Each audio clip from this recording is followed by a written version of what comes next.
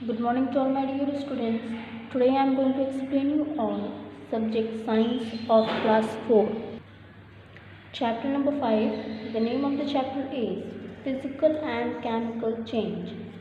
मतलब यहाँ पे फिजिकल और केमिकल चेंज के बारे में बता रहा है। जैसा कि आप जानते हैं हर समय हर चीज़ की कोई ना कोई चेंजिंग होती रहती है। आप देखेंगे आपके अगल बगल या फिर आपकी लाइफ में हर एक दिन कुछ न कुछ चेंजिंग होती रहती है। वो चाहे आप समय को देख लीजिए, मतलब समय भी तो हर सेकंड बदलता रहता है ना।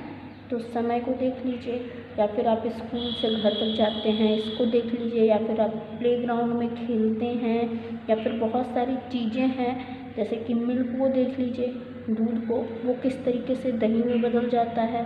कोई भी चीज़ मतलब कोई भी चीज़ जो ग्रो करती है उसको देखिए, कोई भी बच्चा देख लीजिए, वो छोटा होता है किस तरीके से समय के साथ वो बदलता जाता है, मतलब वो चेंज होता जाता है ग्रोथ में। कोई भी प्लांट है या फिर फ्रूट है या फिर कोई भी चीज़ है, मतलब ये प्रकृति का नियम है।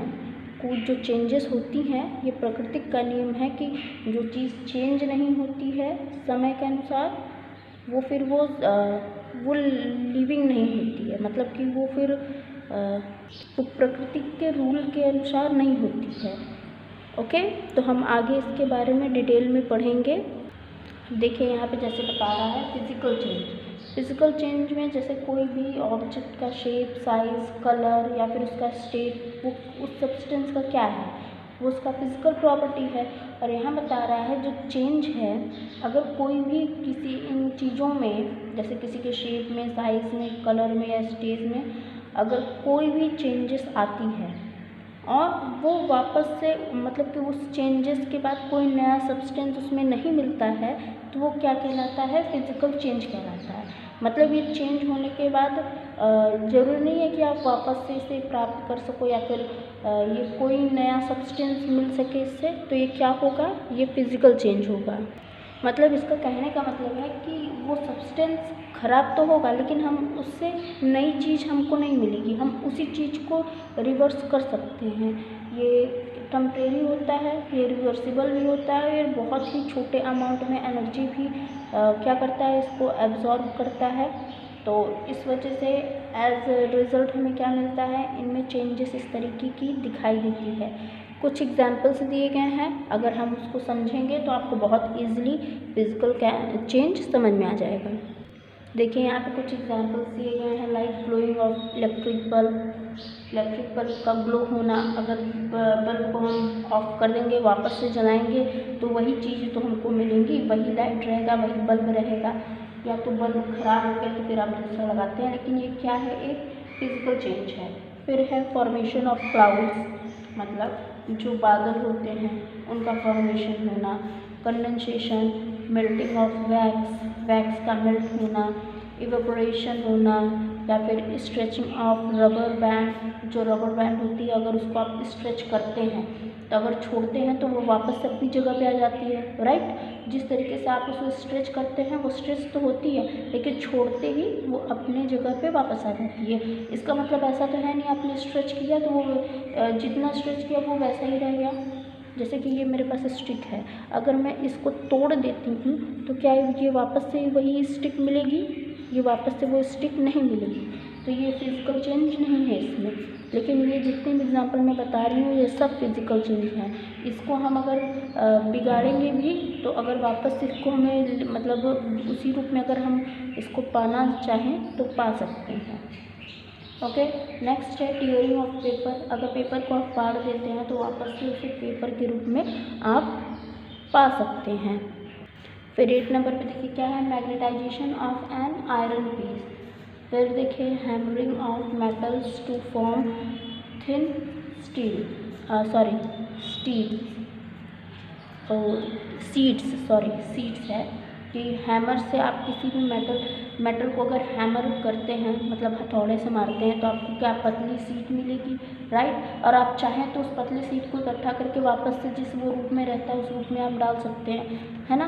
फिर है stretching metal to form wire. अब मेटल्स को आप स्ट्रेच करके मतलब उसको मेटल को आप छोटे छोटे वायर में भी चेंज कर सकते हैं, और चाहे तो उस वायर को मिला के वापस से उस रूप में चेंज कर सकते हैं जिस रूप में वो था। अब नेक्स्ट देखिए, यहाँ बता रहा है कैरेक्टरिस्टिक्स ऑफ फिजिकल चेंजेस, मतलब जो फिजिकल चेंजेस होती हैं उसकी क्या लक्षण है उसके बारे में बता रहा है। जो फिजिकल चेंज होता है वो कैसे होते हैं, मतलब फिजिकल चेंज किसमें ये ज़्यादा प्रभावित होते हैं, किसी भी फिजिकल प्रॉपर्टीज़ में, जैसे कि साइज़ है, शेप है, कलर है, स्टेट है, ये इसी पे ज़्यादा मतलब रिएक्शन करता है, ये इन्हीं पर ज़्यादा प्रभाव डालता है, और प्रभाव डालने के बाद इन्हीं को चेंज करता है।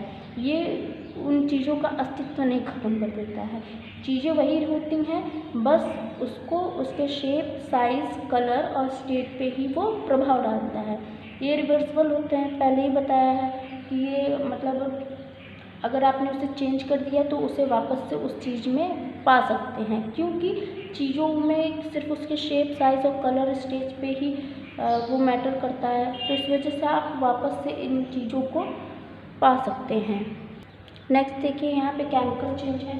केमिकल चेंज बता रहा है कि ये ऐसा चेंज होता है कि एक बार अगर इसमें चेंजेस आ जाती है तो आप वापस से उन चीज़ों को पा नहीं सकते हैं, मतलब वापस से वो चीज़ आपको नहीं मिलेगा।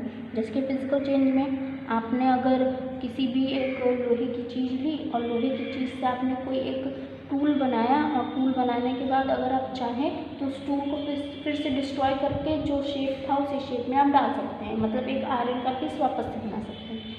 लेकिन ये केमिकल चेंज है, इसमें एक बार चेंजेस होने के बाद नया सब्सटेंस मिलता है, लेकिन आप उन पुराने सब्सटेंसेस को नहीं पा सकते हैं। आपको क्या मिलेगा, वही मतलब नए सब्सटेंस आपको मिलने लगेंगे।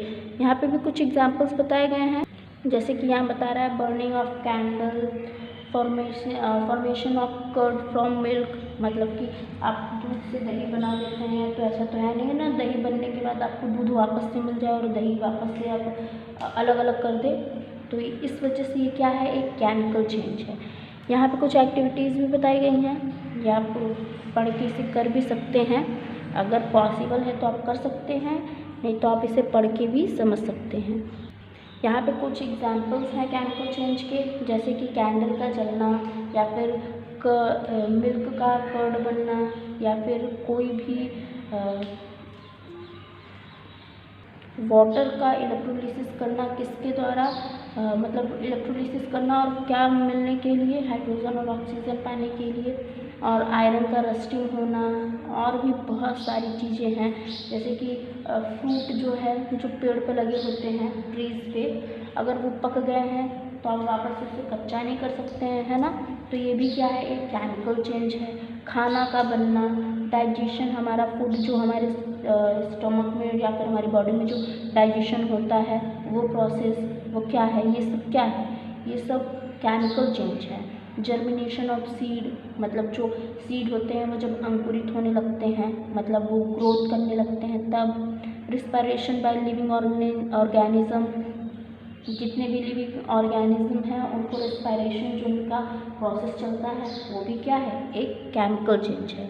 अब यहाँ characteristics of a chemical change, chemical change के कुछ कैरेक्टरिस्टिक्स बताए जा रहे हैं, हम उसके बारे में जानेंगे।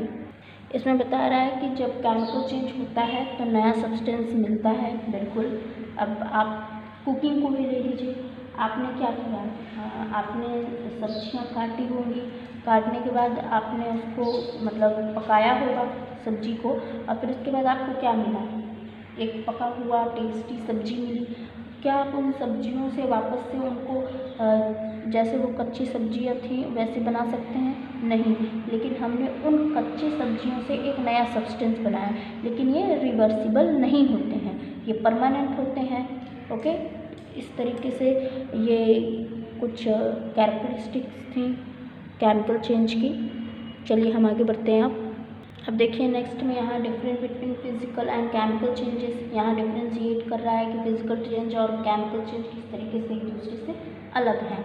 लाइक यहाँ पे जो फिजिकल चेंज होता है, यहाँ बता रहा है कि यहाँ पे जो फिजिकल प्रॉपर्टीज़ होती हैं सिर्फ वही चेंज होती हैं, और इसमें बता रहा है कि इसमें फिजिकल चेंज जो होती हैं वो तो मतलब फिजिकल प्रॉपर्टीज़ तो चेंज होती हैं, साथ में जो केमिकल चेंज होती हैं वो भी रिएक्शन करके एक नया सब्सटेंस देती हैं। यहाँ पे कह रहा है यहाँ पे कोई सब्सटेंस नहीं मिलता है, यहाँ पे एक या एक से ज़्यादा सब्सटेंस मिलता है, किसमें? केमिकल चेंज में। ये रिवर्सिबल होता है, ये इरिवर्सिबल होता है।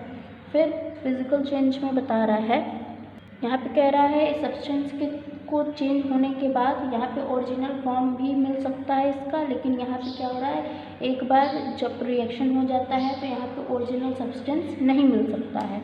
यहाँ पे बता रहा है फिजिकल चेंज जो होता है वो टेम्परेरी चेंज होता है, और यहाँ पे जो केमिकल चेंज होता है वो परमानेंट चेंज होता है।